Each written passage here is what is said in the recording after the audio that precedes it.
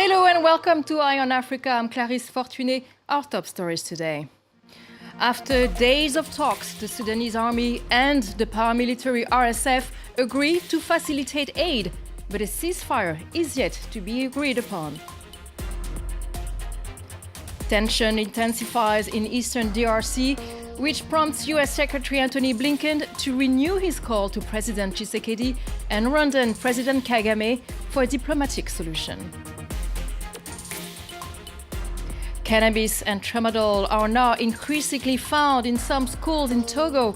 The government has doubled its efforts to tackle the issue. Could it be a step forward toward peace in Sudan? The Sudanese army and the paramilitary RSF have just declared to be committed to at least facilitate humanitarian aid.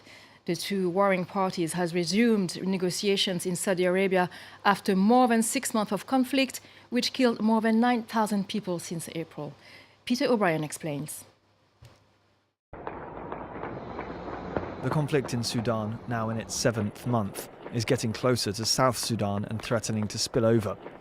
Addressing the United Nations in September, one of the belligerents was well aware of the risk.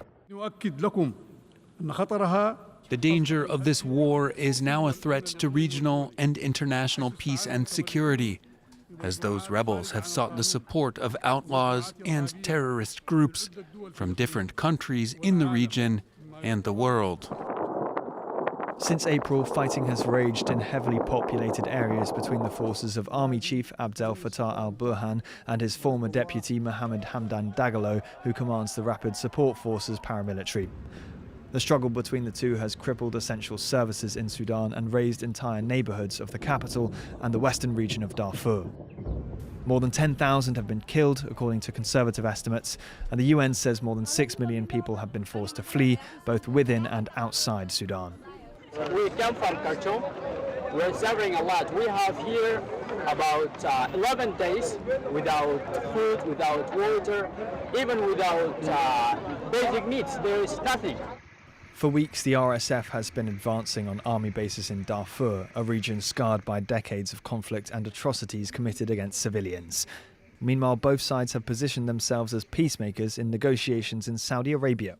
In previous negotiations, every agreed truce was almost immediately violated by both sides. Mali's army said it carried out airstrikes on terrorist targets in Kidal, but according to some residents, at least a dozen civilians died. The strikes appear to be the first sign of conflict in Kidal, the stronghold of ethnic Tuareg rebels, since the UN left a week ago. Army troops and M23 rebels clashed in eastern DRC, leaving at least 3 people dead and more than 30 wounded. Fighting have intensified in the region between the rebels and the army. The United States and several other Western states have concluded that Rwanda backs the M23, although Kigali denies the claim. US Secretary of State Antony Blinken had called the leaders of the DRC and Rwanda to de-escalate the situation. Leo McGuinn.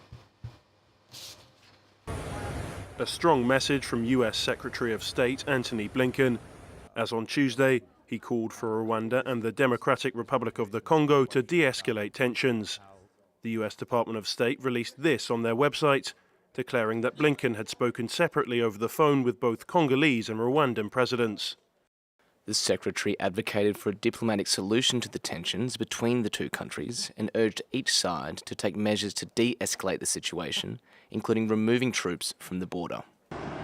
Blinken's statement comes a day after United Nations peacekeepers launched a joint security operation with Congolese government troops named Operation Springbok, aimed at reinforcing security around several towns in the east of the Congo.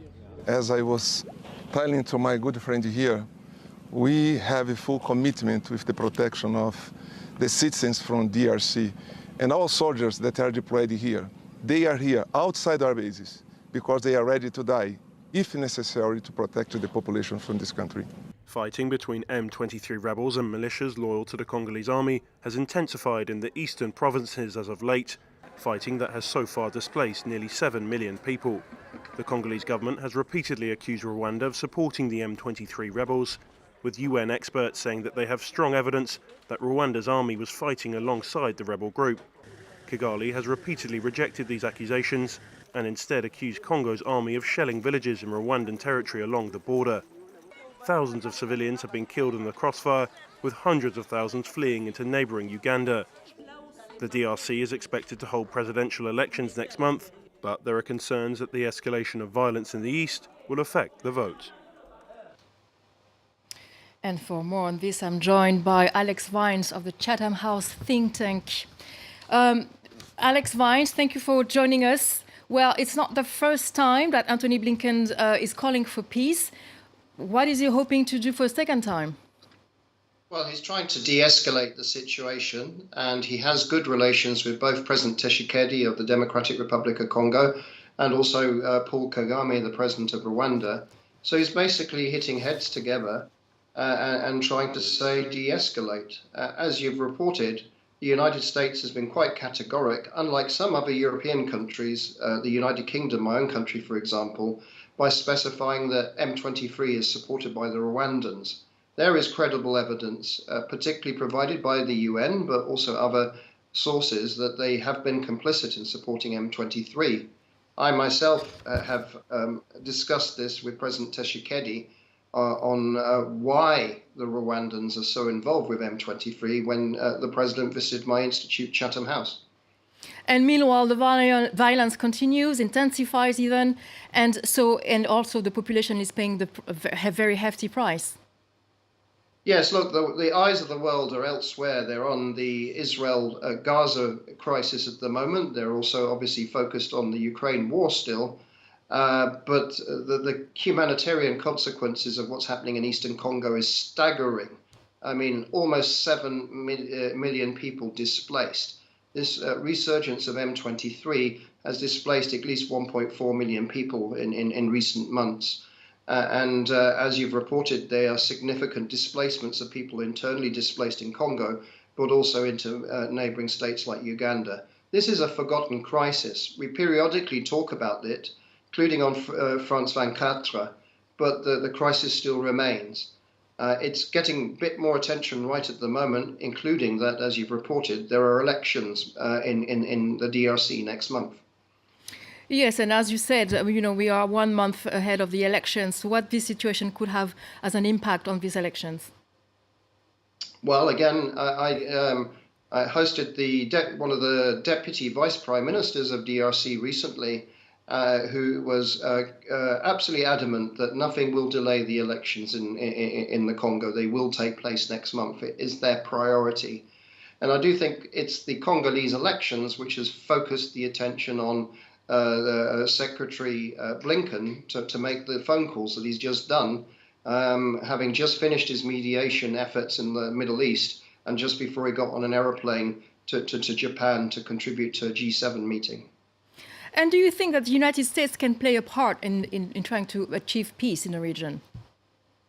Look, Rwanda really does listen to the United States. So the Rwandan regime in the past has at times, with international pressure, backed off. We've seen this historically. And so there is a possibility that Kigali will feel the pressure. It is a very international development reliant country still, despite all the talk about a successful economy there. And so there is some possibility for leverage. And I think that's why the United States has decided to make this announcement at this moment in time, that they have spoken to both leaders to de-escalate.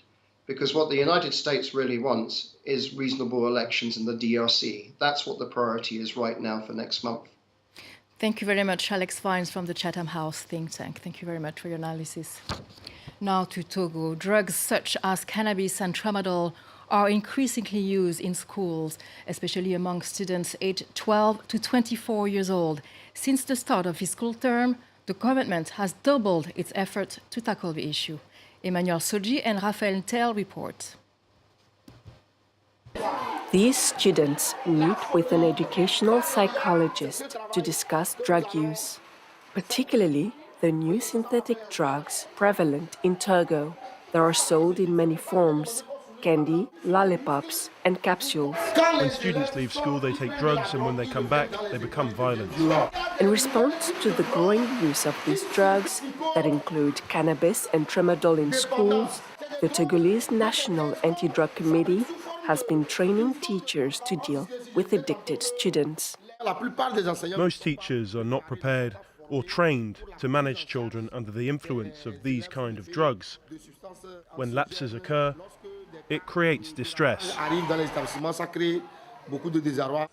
Last year, this 20-year-old student failed his senior year exam because of his drug addiction. Since then, a specialized educator has been trying to help him towards sobriety. We receive several cases like his, even teenagers. We see first-time users who are often influenced by their peers. For them, we only need to provide support to help them through. There are others, like our friend, who come in an altered state of mind. The capital Lomé has seen a rise in school dropouts, mainly within the 80 poorer districts of the city. Local authorities aim to reintegrate these young people into society by using dialogue instead of forceful methods. Recently, we identified some of these young people here. They're between the ages of 15 and 30. We're trying to reassure them that they will not face any issues because these are new and innovative methods that the mayor has adopted. Since the end of 2022, the sales of alcoholic and mind-altering substances around schools have been strictly regulated. The government aims to reduce drug use among the youth by 30%. And that's the end of this edition. Thank you for watching Eye on Africa. Stay tuned for more news.